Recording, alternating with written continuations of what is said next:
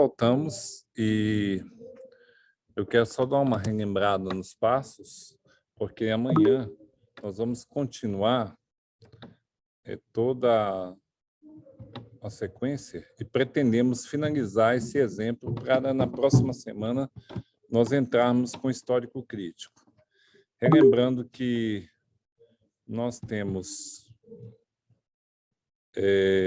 chegamos até o panorama histórico, do contexto histórico em geral. Antes de investigar o contexto imediato, ainda no contexto histórico, eu preciso entender o que está acontecendo no assunto aqui para nós fazer a interpretação. Eu percebi que a resposta de Jesus, no versículo 29, é: ouve Israel, o Senhor nosso Deus, o Senhor é o único Senhor. Isso está em outra parte da Bíblia. Isso está em Deuteronômio, capítulo 6, verso 4. Então, nós estamos vendo aqui Jesus dando a explicação de um texto bíblico. O Deuteronômio 6:4 textualmente diz: ouve Israel, o Senhor nosso Deus é o único Senhor. E aqui nós vemos Jesus citando esse texto bíblico como resposta para a pergunta feita no versículo 28, de todos os mandamentos, qual o mais importante? Esse texto está no Deuteronômio. Deuteronômio é o 5º livro da Torá, ou como chamamos na teologia cristã de Pentateuco. Isso é importante, isso vai determinar toda a nossa interpretação. Que texto é esse? Qual a importância desse texto para o judaísmo, principalmente no primeiro século, o judaísmo do segundo templo, o judaísmo rabínico, e qual o impacto que isso vai ter na vida do escriba? Por que está perguntando aqui, de todos os mandamentos, qual o mais importante? Nós agora seguiremos ao passo que, dentro do contexto histórico geral, onde eu consulto enciclopédias em literatura que nós chamamos de evidências externas, ou fontes extras bíblicas. Mas dentro do próprio contexto amplo da Bíblia, ele está citando Deuteronômio 6, 4 e 5. Ame o Senhor teu Deus de todo o teu coração, de toda a tua alma, de todo o teu entendimento e de todas as suas forças. E há uma interpretação aqui de todo o teu entendimento, porque quando você pega lá o texto de Deuteronômio, a gente tem que ter muito clareza que, já que estamos na aula prática, nós precisamos compreender também essa outra passagem para nós entendermos o que Jesus está falando. Jesus está falando: ama o Senhor teu Deus de todo o teu coração, de toda a tua alma e de todas as suas forças. E aqui tem um acréscimo de todo o teu entendimento. Já começa aí a perceber um elemento de interpretação ou uma leitura que o Marcos, o Cristo, está fazendo desse texto. Esse texto é conhecido pela sua primeira palavra hebraica. A palavra hebraica ouve é shema, ou vem do verbo chamar, que quer dizer escutar, obedecer, né? O shomer, aquele que guarda, e shema quer dizer ouvir. Ouve Israel, shema de Israel. E quando nós aprofundamos a cultura hebraica, nós percebemos que trata-se de uma oração judaica que é feita toda manhã, à tarde. É a primeira coisa que se ensina à criança e a última coisa que o judeu pronuncia antes de morrer. Interessante isso aqui, contexto histórico. E a tradução seria, em hebraico, Shema Israel Adonai, Adonai Erad.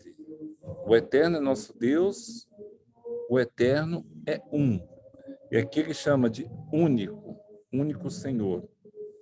Ve'ahavitai Adonai Elohecha bechol levavecha vechol nafshecha vechol meodecha ve'hayu hadevarim ha'eg asher norim betzavecha hayu al levavecha. Ame o Senhor teu Deus de todo teu coração, de toda tua alma, de todo teu entendimento e de todas as suas forças. O meodecha poderia ser traduzido como muitos, né, que vem de meode, aqui é traduzido por forças. Traduzido para o grego. Temos que olhar no texto grego na próxima lição. Amanhã, nós vamos traduzir esse texto diretamente do grego, que é o quarto passo da interpretação. Ah, mas eu não sei grego. Como é que eu faria esse quarto passo? O quarto passo eu usaria, eu indico o dicionário exegético Vine, que é publicado pela CPAD no Brasil, ele está aí nos 130, 140 reais, mais ou menos. Perguntando os auxiliares aqui, o professor Alessandro daqui a pouco vai dar aula e deve estar mais atento com esse preço, acho que é 140 reais. Comentário exegético que ajuda muito. E é importante, por exemplo, o Novo Testamento interpretado de Champre. Eu indico também como, nesse ponto, já é bom, já no quarto passo aqui da interpretação, consultar as ferramentas. Então, o que nós fizemos até agora? Já descobrimos que Jesus citou o Shema Israel, que é uma oração que proclama a unicidade de Deus como um dos mais importantes dos mandamentos. Isso é importante. E agora, voltando aqui, se o Shema vem ser a confissão de fé judaica e é citado como mais importante, isso vai coadunar ou vai entrar em consonância com o pensamento rabínico posterior quando o templo vai ser destruído. E aqui tem um elemento interessante. Quando foi feito o Evangelho de Marcos?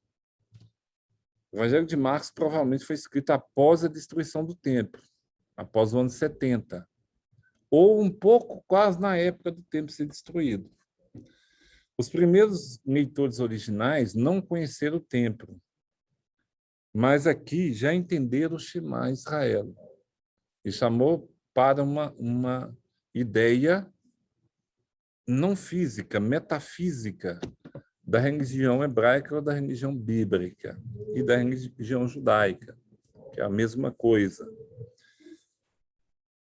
Este contexto histórico, esse entendimento da cultura, nos ajuda a entender que aqui está tendo uma discussão sobre os mandamentos. Então, precisamos saber quantos mandamentos existem dentro da lei judaica no primeiro século ou no judaísmo do segundo templo, para nós compreendermos essa passagem. São 613 mandamentos. E essa discussão do qual o mais importante, ela está vindo desde lá do Rabino Hillel. Isso vem no período intertestamentário. Teve dois rabinos famosos, que vai surgir duas escolas de pensamentos dentro do judaísmo, o Rabino Hillel e o Rabino Shammai. Isso você vai ver muito no livro de Marcos e Mateus, principalmente na discussão quanto ao divórcio. E aqui nós vamos ver de novo essa discussão. E o interessante é que Jesus, lá no finalzinho, ele fala assim, o segundo é semelhante a este, ame o teu próximo como a ti mesmo. Virhavitar nerehaka morra, que é Virhavitar nerehaka morra, é uma das primeiras palavras da Torá que está em Levítico 18, e esse texto é considerado a frase mais antiga do hebraico das Escrituras. E Jesus fala assim, não existe mandamento maior do que este. Aí tem um conto judaico que diz que uma vez perguntaram a Hillel, resume a lei numa perna só. Então, ele levantou uma perna e ficou assim dizendo, faça aos outros o que você quer que faça a você mesmo. E nós vemos que no Evangelho também Jesus repete essa ideia. Percebemos, então, que Jesus estava aqui na corrente de Hillel, do pensamento mais liberal, mais voltado para o amor ao próximo. Bom, até agora, na nossa interpretação, nós já entendemos que esse texto é uma discussão rabínica clássica, que já aconteceu com vários rabinos na história.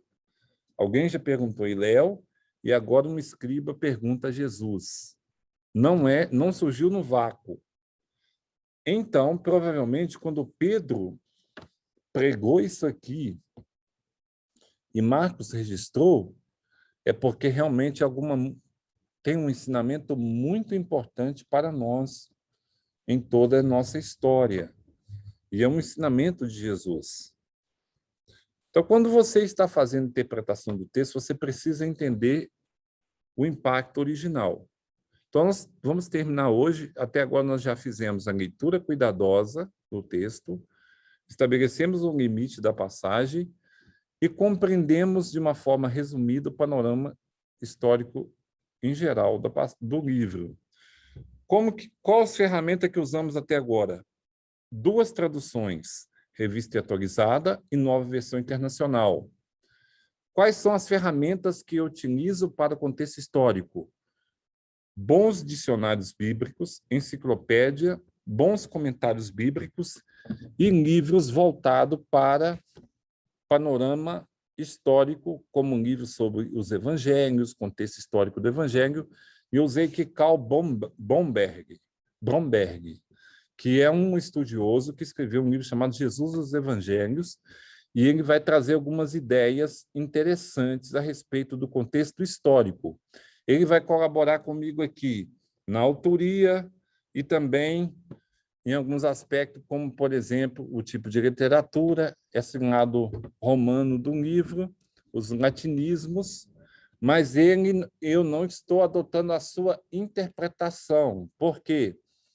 Todas as vezes que você for interpretar, você precisa, primeiramente, interpretar por si mesmo, e o último passo é consultar comentários para ver a consonância. E lembrar sempre, a sua interpretação não pode ser feita no vácuo, ok? Então, eu encerro a aula por hoje no 3º passo, e o próximo passo vai ser usar o melhor texto possível, fazer a tradução provisória, investigar o contexto imediato e amplo. Isso nós já antecipamos, porque nós já sabemos que o texto está na última semana de vida de Jesus. Agora, nós já vemos que tem uma ligação muito forte com o ensinamento que ele deu no templo, mas nós vamos fazer uma comparação com os outros evangelhos, e amanhã eu vou explicar o porquê, e vamos tentar fazer a análise da estrutura das sentenças, palavras-chave e finalizar a análise teológica. Muito obrigado por ter ficado conosco. Você que não se inscreveu, inscreva-se no Instagram do ISTL, no nosso canal do YouTube. O que é o ISTL? É o Seminário Internacional de Teologia e Liderança, voltado para todas as pessoas que querem aprender a Bíblia de uma forma ampla, interconfessional, é muito mais que interdenominacional. Porque interdenominacional pode ser de qualquer igreja, mas interconfessional quer dizer, você pode ser de qualquer confissão religiosa, católico, judeu, ou até mesmo de religiões não cristãs ou não bíblicas, ou seja, que não tem a Bíblia como livro inspirado, mas quer entender o contexto, a história da formação do texto bíblico, quer compreender melhor como funciona os métodos de interpretação da Bíblia, já que está em voga hoje. Será que pode misturar a Bíblia com política? Você vai aprender aqui, da uma forma correta, de uma forma independente e sem um viés doutrinário. Então, por isso, eu convido você a continuar conosco. Neste momento, eu convido o professor Alessandro, ele vai dar uma aula sobre monoteísmo e vai falar conosco nessa noite. Amém.